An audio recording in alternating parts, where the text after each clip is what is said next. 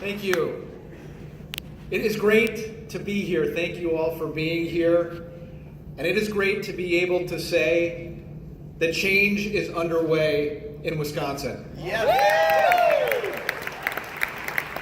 And it is underway thanks to the hard work of so many people across the state of Wisconsin, including many people right here in this room who knocked on doors, who made phone calls, and who helped make a difference in the 2018 elections.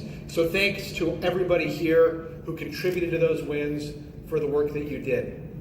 Now I know if you read the newspapers, if you watch the news, you'll see lots of stories that indicate that there is gridlock in Madison, in the Capitol.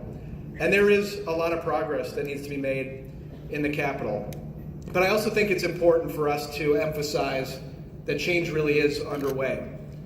Last year, Wisconsin was one of the leaders of a lawsuit that is still going to this day, that is seeking to strike down the Affordable Care Act. If that suit is successful, young adults would lose the guarantee that they can remain on their parents' coverage until they turn 26. People with pre-existing conditions would lose protections from being discriminated against in health insurance. And tens of millions of Americans would lose access to affordable health insurance coverage. Well, last year we were one of the leaders of that lawsuit. This year, the state of Wisconsin has withdrawn from that lawsuit.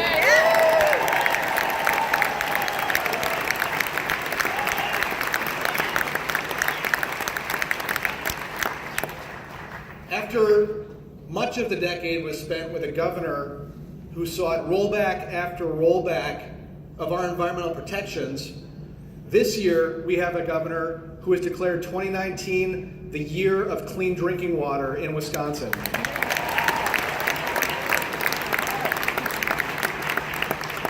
And just a little over 2 weeks ago, we filed a lawsuit against Purdue Pharma and Richard Sackler in connection with their role in the opioid epidemic.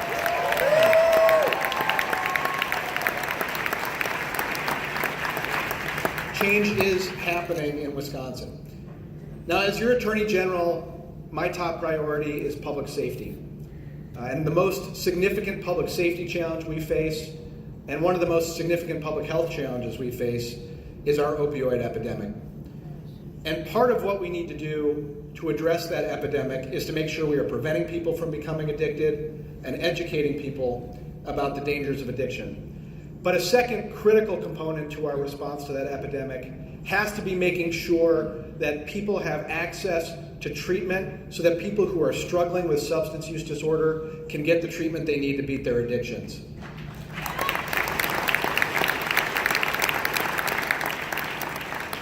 And I specifically want to thank Governor Evers for including in his budget an expansion of treatment and diversion programs so that more people who end up in our criminal justice system who need help are able to get it. So thank you, Governor Evers.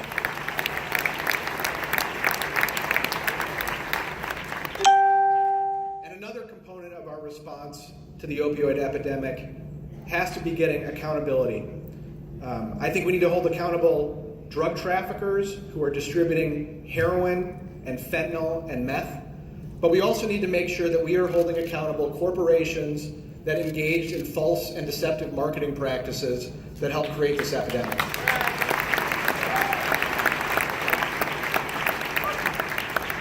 So I mentioned the lawsuit before against Purdue Pharma, but in addition to that suit, Wisconsin is also now part of a multi-state investigation into distributors of opioids, because we need an accounting of what led to this epidemic to help us respond to it more effectively, so we can make sure we don't have another epidemic like this in the future.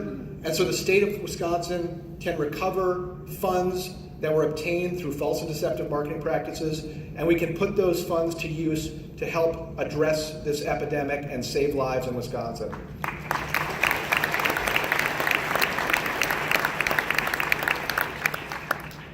Another issue that we need to address is sexual assault in Wisconsin.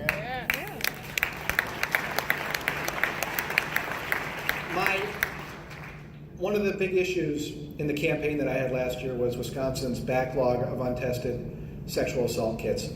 And the good news is that kits from cases in which there's no conviction have now all been tested. But it is a priority of mine to make sure that those cases are thoroughly reviewed and that where prosecutions can be brought, they are. But we need to do more than just prosecute those cases. We need to make sure that we never have another backlog of untested sexual assault kits in Wisconsin again.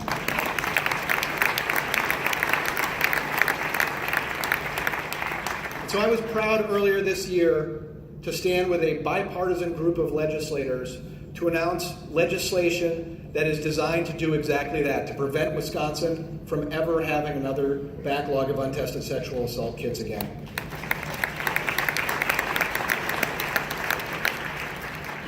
And the budget that the Department of Justice has submitted this year also focuses on that top priority of public safety.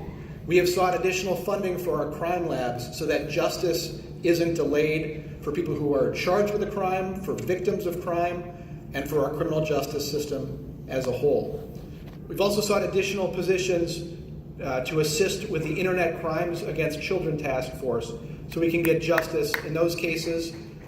And we have requested additional funds for digital forensic examiners who can help law enforcement around the state obtain evidence from cell phones and from computers and other electronic devices.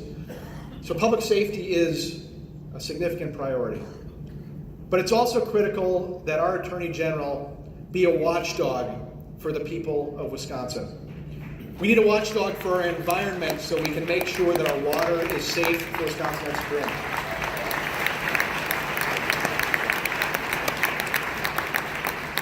And as your Attorney General, I have withdrawn the state of Wisconsin from lawsuits that are challenging federal rules that protect our environment. Yes.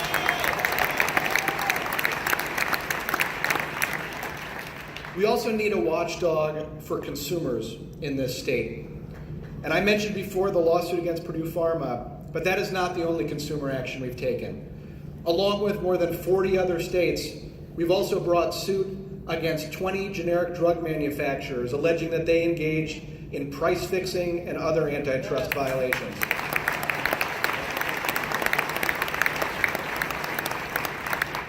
The price of prescription drugs is high enough already. The last thing we need is to have manufacturers conspiring to make those prices higher than they are. And we need a watchdog for our rights and for our protections. And as your Attorney General, I am proud to have brought suit to challenge Donald Trump's violation of the separation of powers, to divert funds to try to build a wall on our southern border. Yes!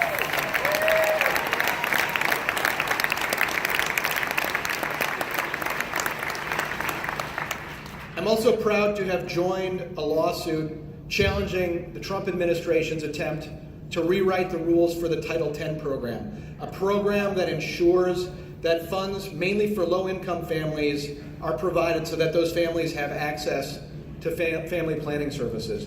If that suit is success, if that rule goes into effect, there's going to be a significant reduction in coverage for those services, in the provision of services for low-income families. And we need to make sure that we are standing up for those families so that families across Wisconsin have access to those critical health care services.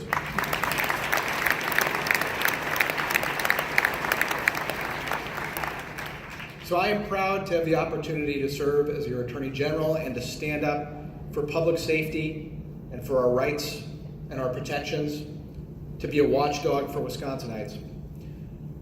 But this is a Democratic convention, so I want to say a few words about where things stand in Wisconsin right now. 1 year from now, we will be hosting the National Democratic Party Convention right here in Wisconsin.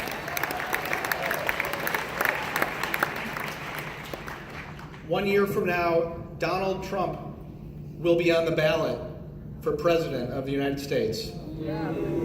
By the way, have you there have been a lot of stories about Russia. Now the latest is no collusion, no obstruction. Here's what I have to say. No second term for Donald Trump. Yeah!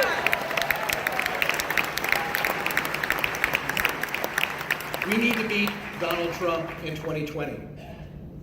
And we all know how close of a state Wisconsin is. Governor Evers won his election for governor by just a little over 1 percentage point. Or as I like to say, he won in a landslide. I got to about 0.65%. This is going to be a hard-fought state, and the road to the White House may very well run through Wisconsin. Yeah. That road is a lot bumpier than it was before Scott Walker was governor, but the road runs through Wisconsin.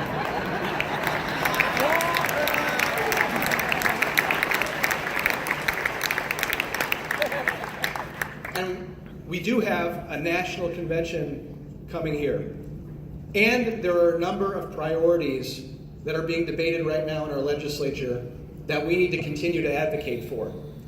And there's a Supreme Court race in 2020. And there are legislative races in 2020. So we've got our work cut out for us, because we have a closely divided state and we have a lot of work to do here in Wisconsin. But in 2018, we saw what happens when Democrats work together, when they unite behind our nominees for office. You know, there are a lot of people running for president, but we had a lot of people running for governor. And one of the things that was really inspiring to see after the primary in 2018 was people unifying behind now Governor Evers. And we're going to need to do the same thing again in 2020.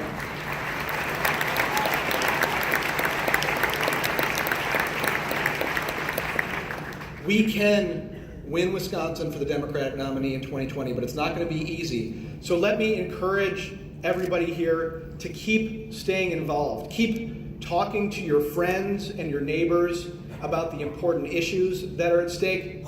Keep knocking on doors. Keep making phone calls. Keep tweeting. Keep sharing things on Facebook. And let's keep bringing a change of direction to Wisconsin. Thank you all very much.